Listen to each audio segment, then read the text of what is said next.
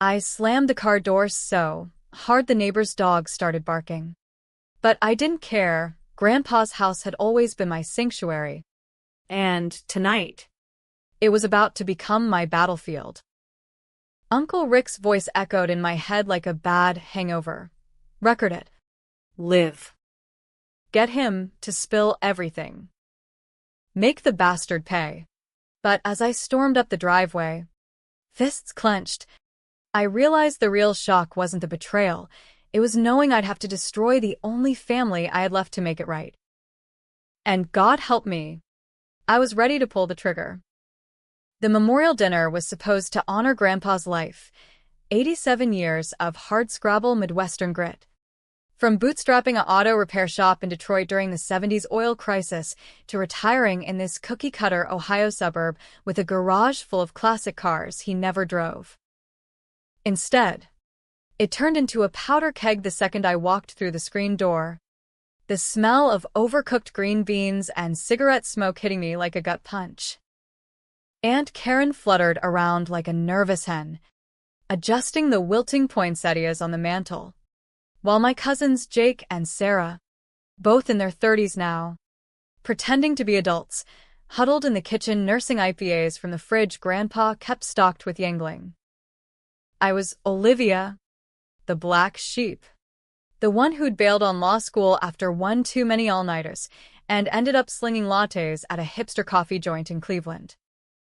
28 years old, single, and carrying a grudge heavier than the student loans I'd defaulted on. Grandpa had been the glue, the one who'd slip me 20s for gas money and whisper, "Don't you let him break you, kid." Now he was ash in a brass urn on the sideboard, and the family was circling like vultures over his will. "Olivia, honey, you made it," Aunt Karen cooed, air-kissing my cheek without actually touching it. Her perfume was cloying, like funeral flowers left too long in the heat. "We were just talking about your grandpa's old stories. Remember how he'd scare us with that ghost tale about the factory?" I forced a smile, scanning the room. No sign of Uncle Rick yet. Good. That gave me time to set the trap. "Yeah. The one with the foreman who lost his hand in the press? Classic." My voice was steady, but inside, my pulse hammered like a jackhammer on asphalt. Rick had called me last week, his voice slurred from whatever rock gut he was drowning in down in Florida. "Liv. It's time. The old man's gone, now's our chance. Record him at the dinner. Get Carl to confess. I'll handle the rest." Carl. My other uncle, the golden boy. The one who'd swooped in after Dad died in that accident 20 years ago, playing the hero while pocketing Grandpa's business out from under us. The secret Rick had finally coughed up. Carl hadn't just stolen the shop, he'd framed Dad for embezzlement to cover his own tracks. Dad took the fall, went to prison for 5 years, came out broken, and ate his Glock in a motel off I-75. I'd been 8, watching it all from the back seat of Mom's rusted Civic as she chain-smoked her way to an early grave. Betrayal doesn't get deeper than blood on your hands. And tonight, at Grandpa's memorial, I was going to make Carl choke on it. The doorbell rang, and everyone froze like we'd heard a siren. Aunt Karen smoothed her blouse, silk, probably from one of her networking trips, and hustled to answer it. In walked Carl, all 6'2" of him, silver hair slicked back, Armani suit hugging his paunch like it was trying too hard. Behind him trailed his wife, Marlene, with that fake tan glowing under the porch light, and their son, Tyler, 19 and already sporting a trust fund smirk. "Family," Carl boomed, arms wide like he was hugging the room. "Let's raise a glass to Dad. He was one tough son of a gun." He clapped Jake on the back, handed Sarah a bottle of Cabernet, "None of that cheap shit tonight," and finally locked eyes with me. Livy, look at you. All grown up. Still causing trouble. I met his gaze. Ice to his fire. Wouldn't dream of it. Uncle Carl. Just here to remember Grandpa. My hand slipped into my purse. Fingers brushing the phone. Rick's instructions burned in my brain. Hide the app. Hit record when he starts reminiscing.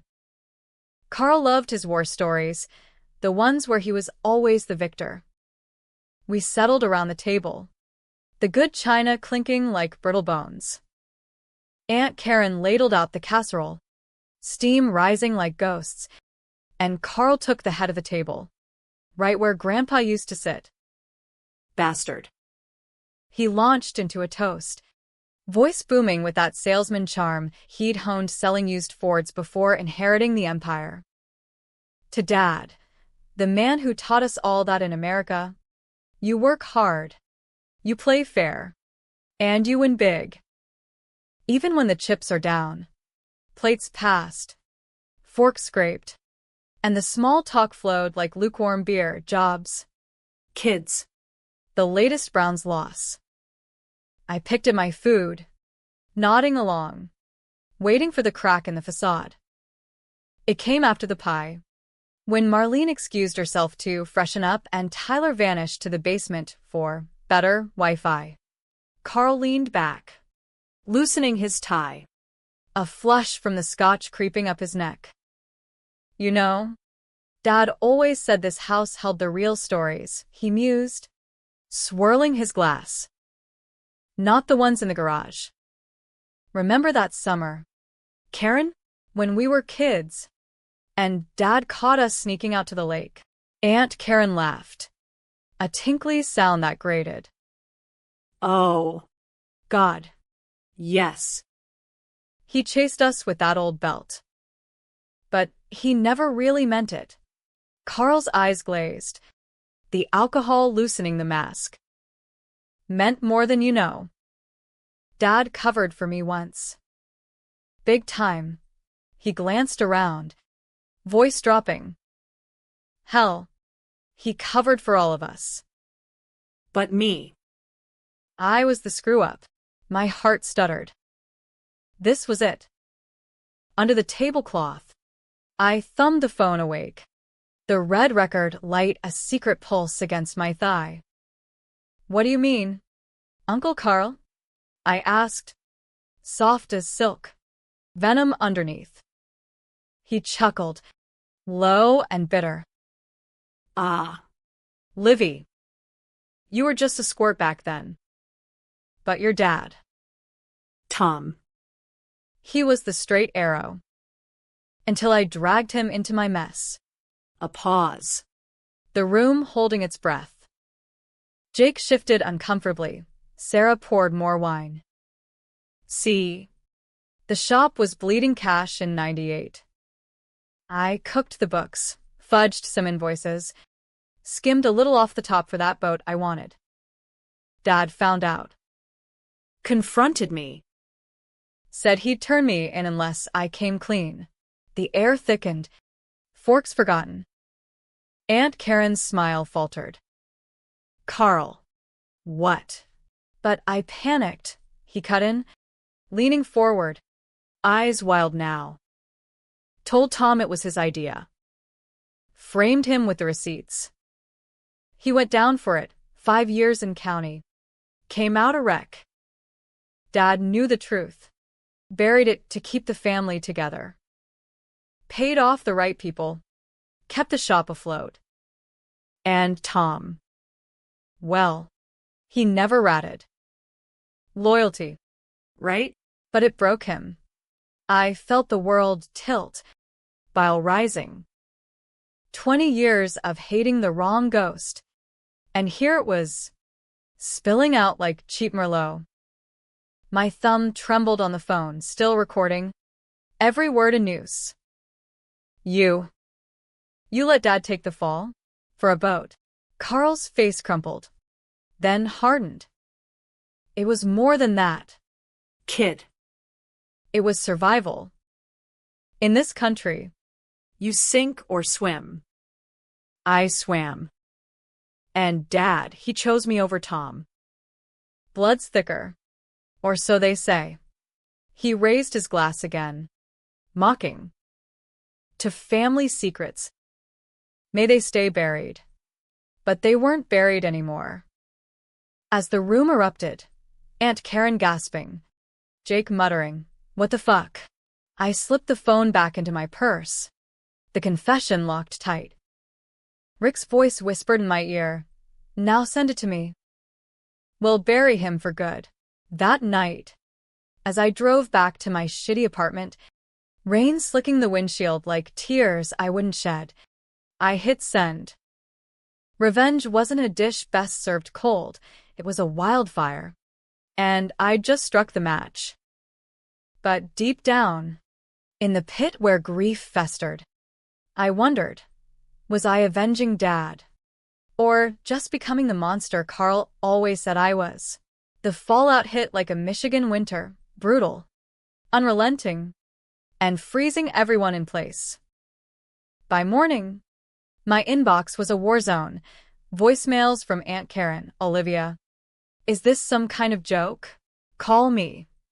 Text from Sarah, WTF Liv? Dad's a monster?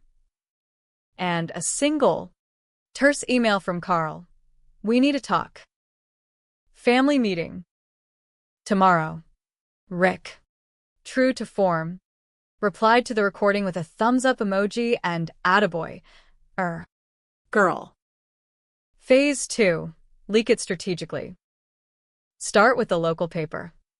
I stared at my laptop screen, the waveform of Carl's voice undulating like a serpent.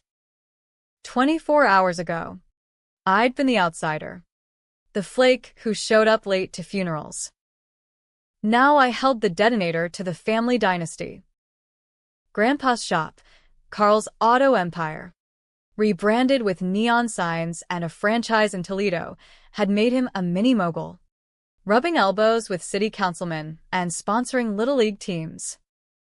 One viral audio clip, and it all crumbled. But revenge isn't clean, it's a stain that spreads.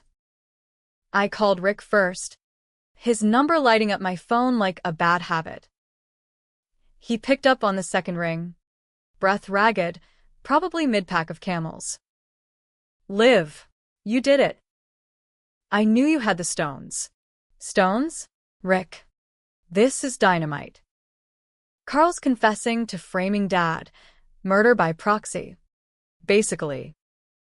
You sure about leaking it? Silence. Then a cough. Kid. Tom's rotting in the ground because of that prick. Grandpa too, heart attack from the stress of covering it up. We owe him this. Rick was the wild card. The uncle who'd vanished after Dad's suicide, resurfacing every Christmas with sob stories and empty promises. Last year, he'd shown up at my door, gaunt and wild-eyed, spilling the beans over lukewarm pizza. Carl's poison. Live. Always was. I ran because I couldn't face what I'd let happen. Turns out, Rick had known about the frame job. Hell, he'd helped forge one receipt before bailing in guilt. Another layer of betrayal, buried deeper than Dad's grave. Fine, I said, rubbing my temples. But we do it smart. No anonymous drop, I'll go to the plain dealer myself. Make it look legit. He laughed. A wheezy bark. That's my niece. Channeling your old man. Just. Watch your back. Carl's slippery. Always has been. Slippery didn't cover it. By noon, the family meeting convened in Grandpa's living room, the air thick with stale coffee and suspicion. Carl paced like a caged lion, Marlene perched on the arm of the couch, filing her nails with surgical precision. Jake and Sarah flanked Aunt Karen, who clutched a rosary like it was a lifeline. Tyler slouched in the corner, scrolling TikTok. oblivious or pretending to be. Olivia, Carl started. Voice low thunder. Whatever game you're playing ends now. That recording? Doctored. I was drunk. Talking hypotheticals. You twist it. You're slandering your own blood. I sat straight, legs crossed, channeling every Lifetime movie I'd binged in heartbreak. Hypotheticals? You named Dad. Uncle. Said Grandpa buried it. That's not a story. That's a confession. Marlene snorted. Oh, please. Tom's troubles were his own. Drugs, gambling, everyone knew. Lies. I shot back. Heat rising. Dad was clean. Worked double shifts so Mom could afford my braces. You stole that from us. The room splintered. Jake muttered about keeping it in the family. Sarah teared up, whispering, "But Grandpa." Did he really know? Aunt Karen just prayed louder. Carl stopped pacing, looming over me, his shadow swallowing the light from the bay window. You think you're the Avenger? Little girl playing detective? I built this legacy. Without me, that shop folds. And you're all on food stamps. Legacy. I stood, inches from him. The scent of his cologne, cigar and ambition, choking me. You mean the one built on Dad's back? On his coffin? For a split second. Something cracked in his eyes. Regret? Fear? Then it sealed over. Hard as chrome. Walk away. Live. Or I'll make sure you regret it. Threats. Classic Carl. As we filed out, Marlene hissed in my ear. He's protecting us all. You ungrateful bitch. Protection. That's what they called it when the snake ate its tail. Back home, I prepped the leak. Transcribed the audio. Anonymized just enough to shield Rick and me. Then emailed it to my contact at the paper, a stringer I'd met during a protest coverage gig. Embezzlement cover-up in local auto family, I headlined. Source: Insider recording. By evening, my phone buzzed with alerts. Breaking. Allegations rock prominent Ohio businessman. The comments flooded in like sewage. Typical white-collar crook. Family first, let it go. If true, fry him. Polarizing. Just like Rick predicted. I scrolled, heart pounding, until a knock shattered the quiet. Through the peephole, Carl. Alone. Rain-slicked and desperate. Let me in. Live. Please. Against every instinct. I did. He stepped inside, dripping on the thrift store rug. Eyes bloodshot. It's unraveling. Investors pulling out. Marlene's talking divorce. You happy now? I cross my arms. Stealing. Happy? Dad's dead because of you. He sank onto the couch, head in hands. I know. God. I know. It was a mistake, youth. Stupidity. But Tom. He forgave me. Before the end. Said he'd take it to the grave. A lie? Or another twist? My gut churned. Why tell me this now? Because you're just like him. Stubborn. And I can't lose everything. His voice broke. Pleading. Drop the story. I'll make it right, cut you in on the business. For Tom's sake. Temptation slithered in. Sweet as sin. Money. Stability. A seat at the table I'd been denied. But then I saw Dad's face in the home videos. Laughing at a Browns tailgate. And the fire reignited. Too late, I whispered. The truth's out. He left without another word. Door clicking shut like a guillotine. That night, sleep evaded me. Dreams tangled with accusations. Was I the hero? Or just the next betrayer? Rick texted at 3 a.m. Good work. But heads up, Carl's lawyering up. Stay frosty. Frosty. In Ohio. That meant blizzards ahead. And I was driving straight into the storm. The scandal snowballed faster than a Lake Erie whiteout, burying Carl under headlines and subpoenas. By week 2, the plain dealer had run a 3-parter. Empire of Lies, How One Man's Greed Doomed a Family. Protests popped up outside the main shop, picket signs waving, "Justice for Tom," alongside counterchants of fake news from Carl's loyalists. Social media turned it into a circus. Carl confession trended, with TikToks reenacting the audio in bad accents, and Reddit threads dissecting every syllable like a JFK autopsy. I became the ghost in the machine, an anonymous source elevated to folk hero by strangers who'd never met Dad. Tips poured in, old employees whispering about shady deals, a cousin twice removed claiming Carl owed him hush money. Rick thrived on it, calling daily with updates. Cops are sniffing around. IRS too.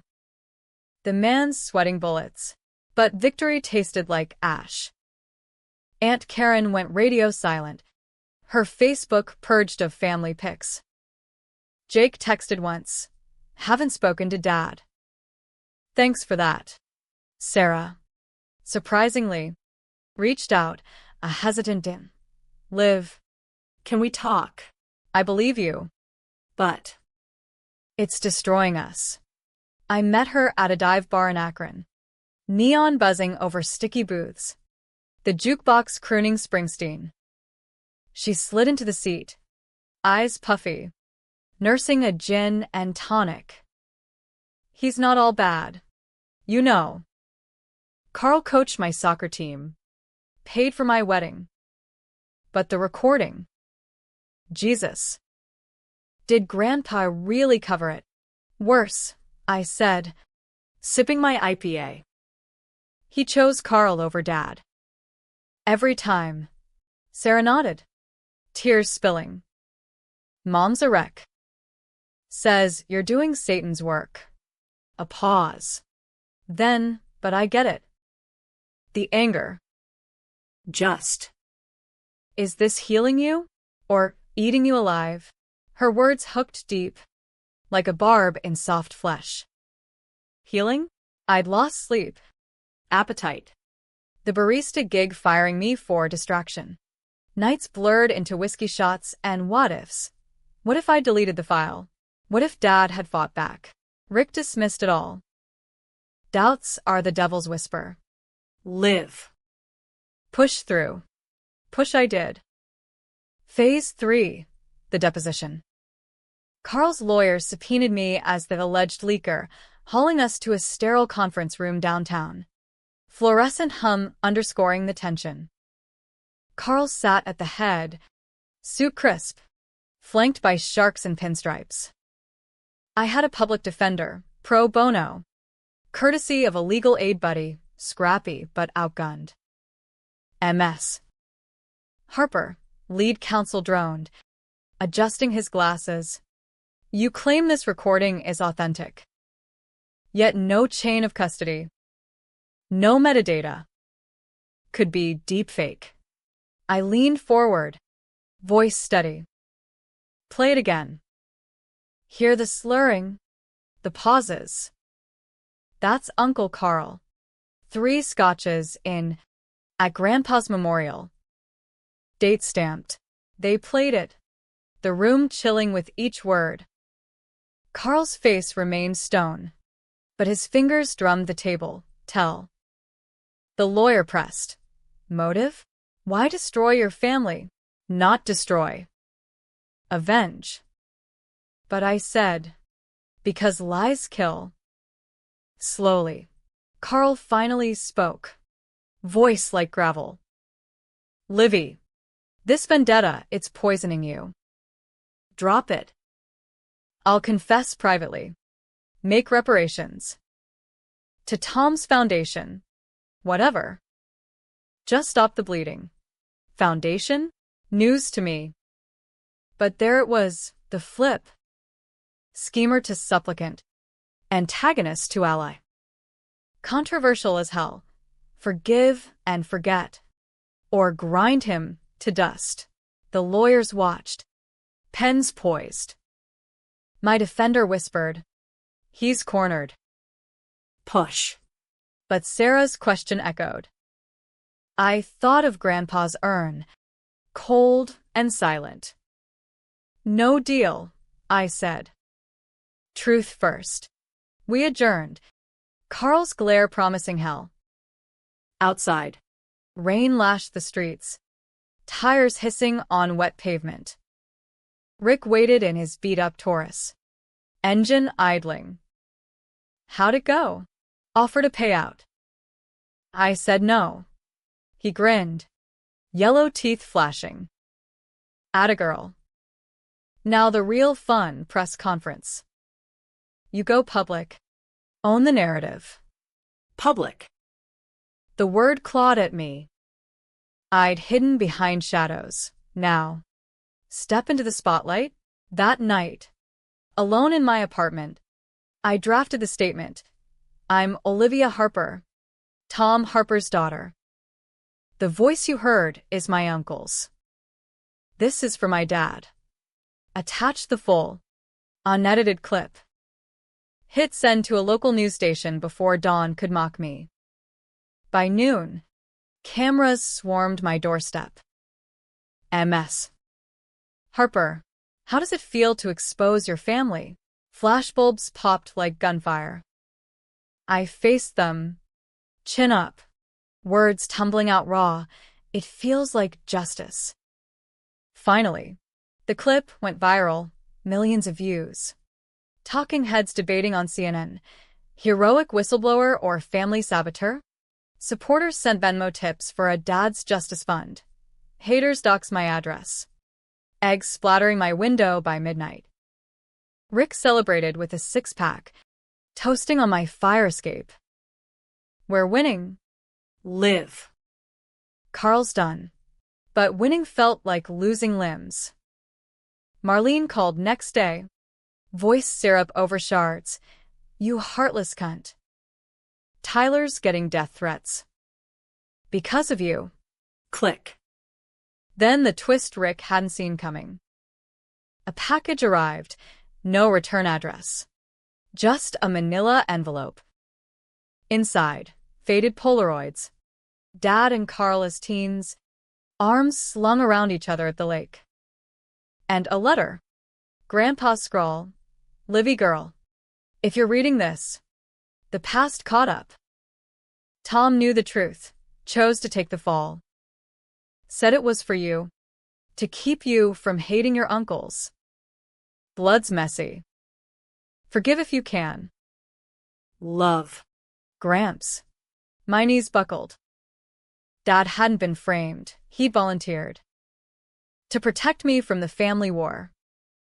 The secret Grandpa buried wasn't just Carl's crime, it was Dad's sacrifice. And I just nuked it all for nothing? Rage boiled. But at whom? Rick. For pushing?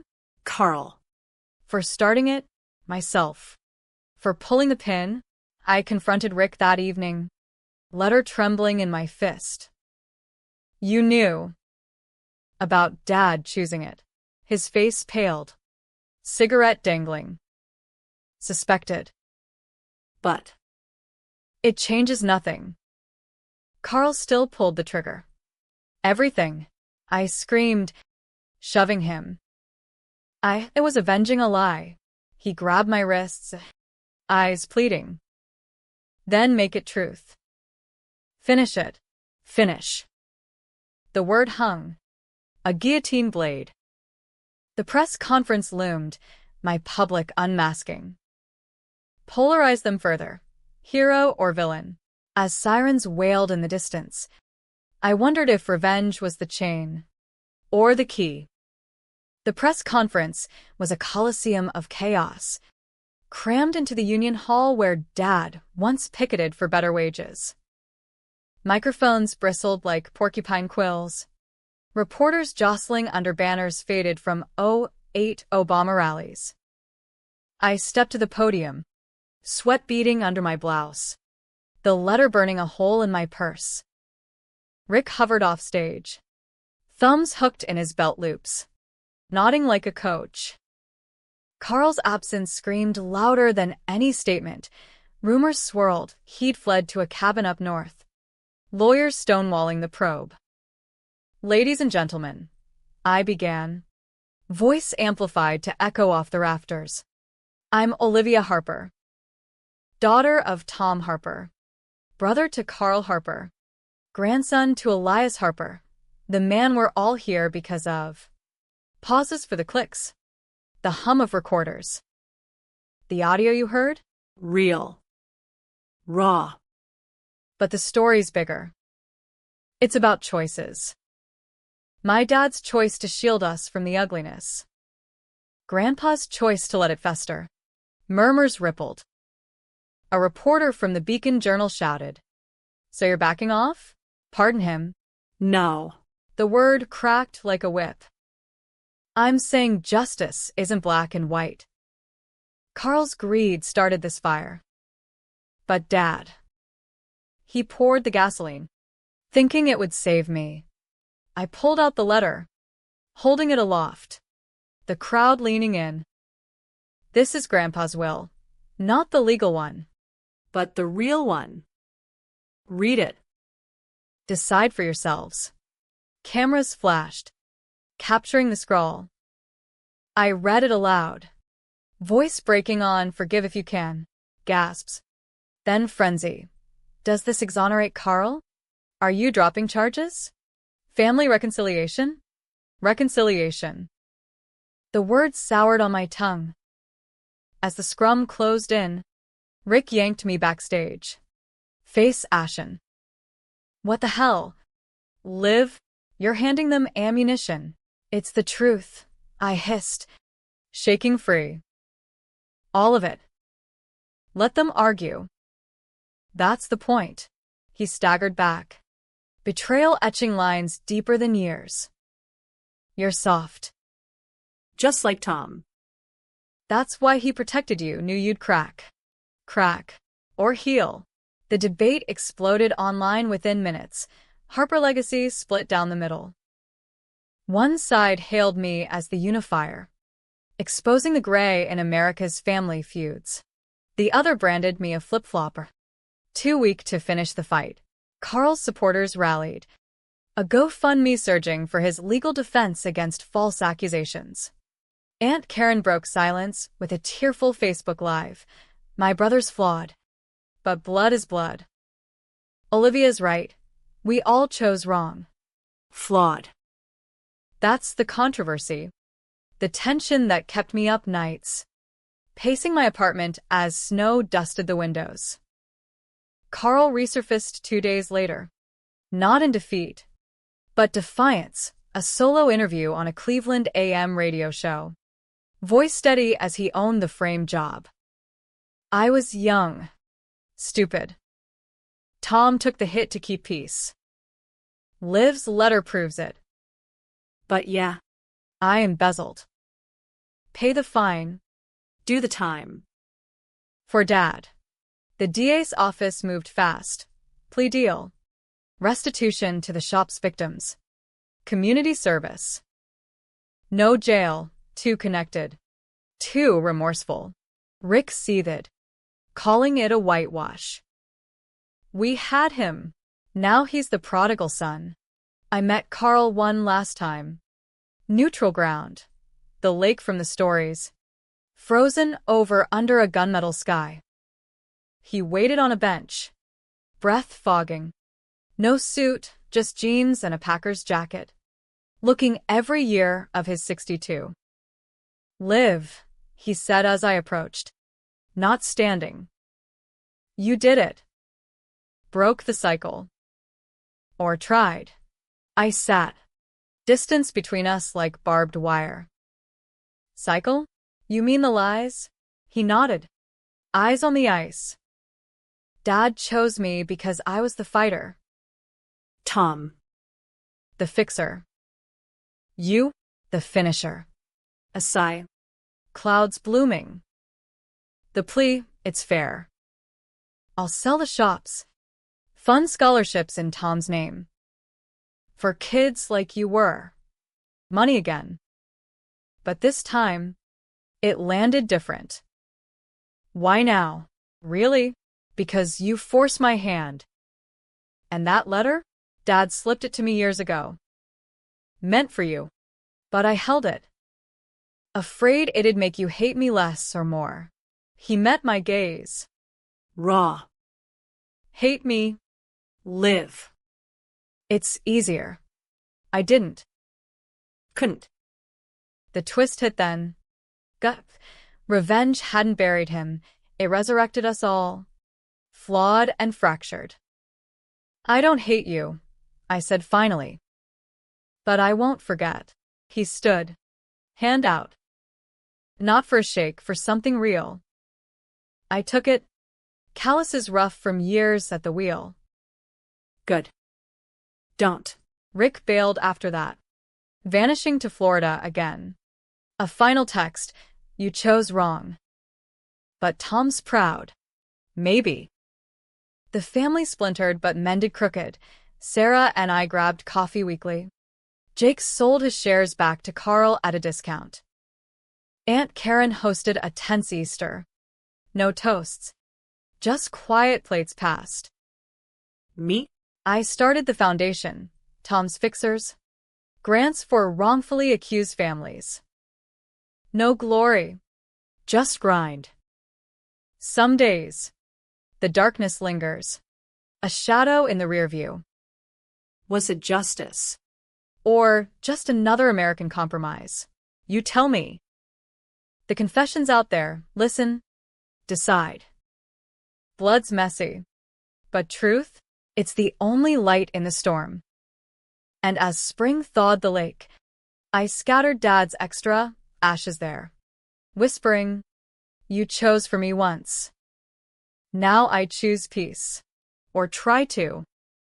In this country, that's the real revenge, surviving the fallout.